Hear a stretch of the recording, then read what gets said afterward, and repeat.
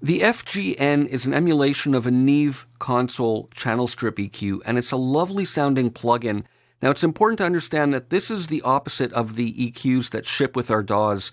Those ones are meant for surgically being able to scoop in and out of exactly where we need to get. These Neve emulation EQs are meant for more broad strokes. They're meant to color the sound in a general sense. There's no independent width control for any of the bands, so we can sweeten specific frequency ranges. They're powerful plugins in that a little goes a long way. Now at the top we have a fixed high shelf filter, so all we have is one control. And then we have two bands of mids, and it's important to note that in the GUI here, when we click right on these numbers, the value will snap right to the numbers, but we can also scroll continually between them. So we have a frequency for the two mid-range bands here, and then a gain control for the mid-range bands. And again, option clicking or double clicking will snap to unity. We have a low shelf filter here, and again, we can snap on the labels to have them snap there, or we can dial anywhere we want. We have a high pass filter here. Off is all the way to the left, and we can dial it up to 300. And then this is really interesting. This is a line input control, but it serves double duty. Now, I have this on a drum bus now. Let me solo it. Normally, without this drive mode enabled, it functions as you would expect, where it boosts the input level into the plugin.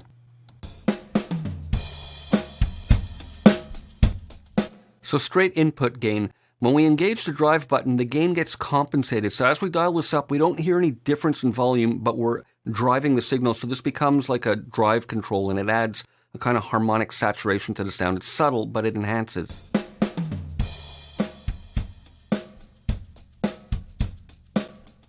So with this on the drum bus and all my other plugins muted, let's see how we can shape the overall drum picture with these controls.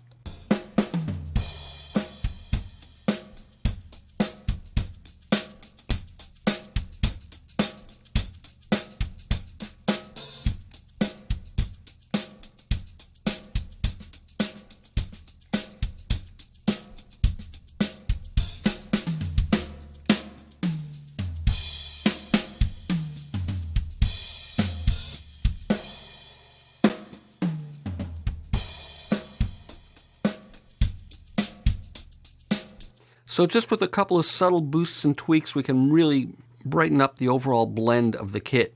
Now I have a little mix here. I'm going to play it for you as is with no plugins. It's kind of dull sounding as is. And then I'm going to A/B it and play it for you with an FGN instance across each of the tracks.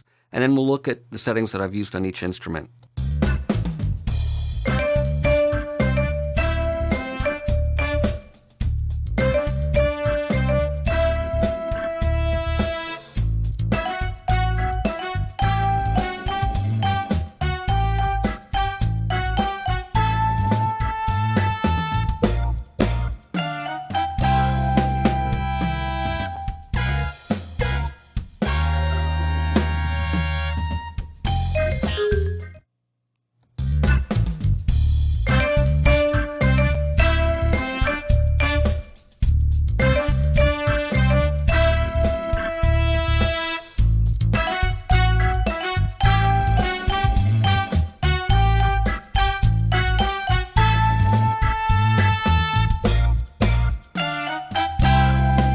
So you can hear it's quite a difference. Now let's take a look at some of the settings I've used.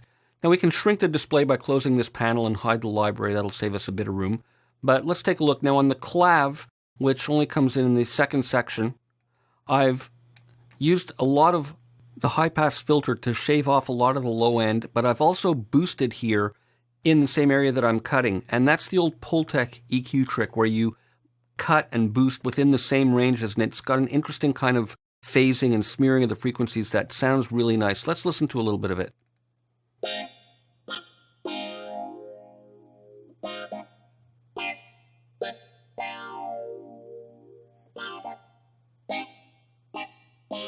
So I think it sounds really nice, and I'm just adding a bit of crispness up high at 3.2. Now let's look at the bass. And on this one, I'm using a very gentle high pass at about 30 cycles, and then boosting at around 60 with the low shelf. And I'm also boosting a little bit here around 700 and here at 3.2 to give a bit of definition to the mids and the upper mids.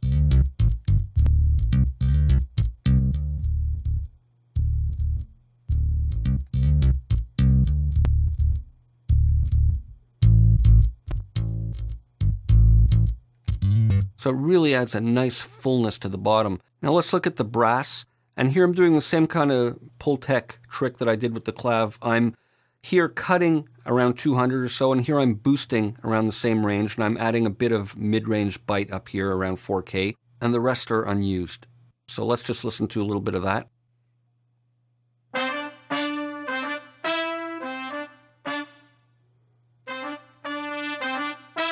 So again, it adds a nice fullness by boosting and cutting, and then that adds a bit of cut on top.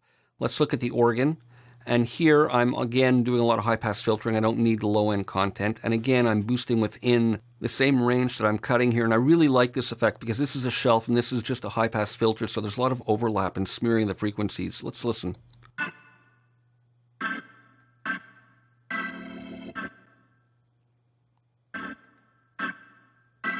And then there's a bit of boost up high to add a bit of cut. Now in the drums, I have some individual FGNs as well. Here are the overheads.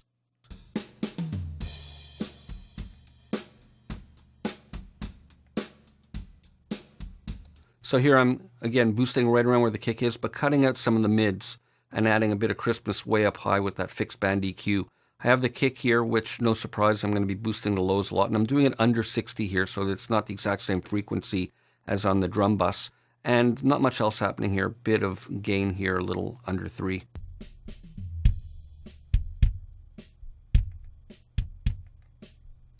So it adds some nice oomph to it. Snare drum.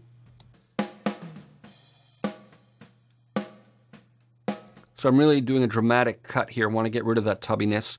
And again, it's only a couple of dB though. And then a subtle boost up high for some crack on top. And then I have a hi-hat over here. And this has got some broad cuts going on to get rid of the leakage. So I'm sweeping everything out at 300. And I'm also doing a dramatic cut here to get rid of everything. Cutting out some mids and then just a boost on top.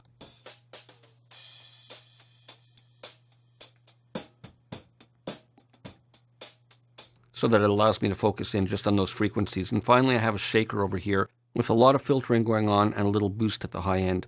And I've got an instance of the FGN on the vibraphone, and in this one I'm using it for corrective purposes because I've got a little bit of noise, mechanical noise happening on the instrument. So I'm using a lot of high-pass filtering and sweeping off some of the lows here to get rid of that motor noise and just a little bit of cut on top.